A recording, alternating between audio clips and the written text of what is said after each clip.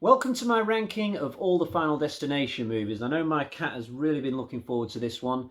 Now, I did a full review series for this, I want to say 6 months ago or more, but I didn't do a rankings video. I'm rectifying that today, and I think I'm safe doing this now. There have been murmurings of a sixth Final Destination film, but things have gone quite quiet recently. So I don't think I'll have to update this for a good 18 months to 2 years, just guessing on that. But for now, let's get into it and find out what is my fifth and therefore least favourite film in this series. So straight away we have the most recent of these to come out, Final Destination 5 from 2011. Funnily enough, it has one of the best openings, possibly. All the stuff on the bridge is absolutely terrific. But once we get past that point, the rest of the movie is very lackluster. Tony Todd's role is a bit weird in this one. The final girl's rubbish. Her boyfriend's not much better. Some of the kills are okay, but they've definitely been better in the movies before this one. And they introduced this new rule this time where characters can escape the Reaper if they kill somebody else. It just takes away that helplessness that the characters always had in the older Final Destination films. I didn't like it. They also try and turn this one character bad in this just to spice things up, and so there's like this big fight going on in the restaurant near the end. Again, it didn't really work for me. I kind of feel like the series needed a break after this film to recover a bit. I wouldn't have wanted it to be 10 years or more like it's ended up being, but certainly this is the weakest one of the bunch by quite some distance for me. So I guess this spices things up just a little bit because it's not normally the done thing to put the original film in a franchise this low. But once you go back to the first film in this series after watching all the other ones, it does feel a little bit flat. I mean, the kills are nowhere near as good in this one as they would go on to be in 2, 3, 4, and even 5, actually. I would put the kills in 5 slightly ahead of the kills from the original film.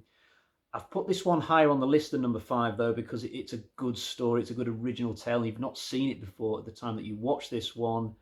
But the two main characters are complete wet drips, and there's way too much police presence. And if I'm ever going back and doing a marathon of these films now, about halfway through the first film, I'm kind of thinking to myself, can we get to number 2 now, please? All the stuff with the plane is still effective, though. I mean, I'm afraid of flying in real life, so no matter how many times I watch the stuff at the airport, I'm still kind of on the edge of my seat. But the rest of the film, I don't really need to see again.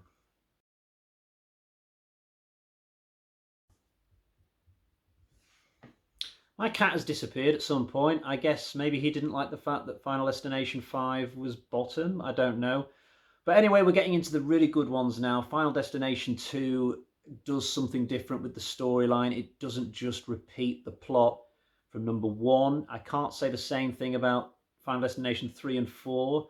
You get some great kills in this one. They're good all the way through. And the stuff on the freeway is really brutal to watch. And most importantly of all, there's a great final girl in this one, played by AJ Cook. It makes such a difference to your movie if your main characters are really fun to watch, and that is the case here. These top 3 films that we're getting into now have all got great final girls. So I like Final Destination 2. I haven't seen any of these movies since I did my review series. I wouldn't want to watch number 1 or number 5 this soon, but I could watch number 2 right now if I was of the mood to. It's a lot of fun. So just missing out on the top spot, we have The Final Destination or Final Destination 3D. I can't remember what the name of this film is. I just know that it doesn't have a 4 on the end of it, but I will figure it out by the time I sit down to do the picture which precedes this talky bit. So this one has another batch of great kills. The characters in it are really fun. There's a complete douchebag among them, but he's really entertaining to watch, and I like his death at the swimming pool. The final girl is great as well, played by Chantel. I've completely forgotten her surname.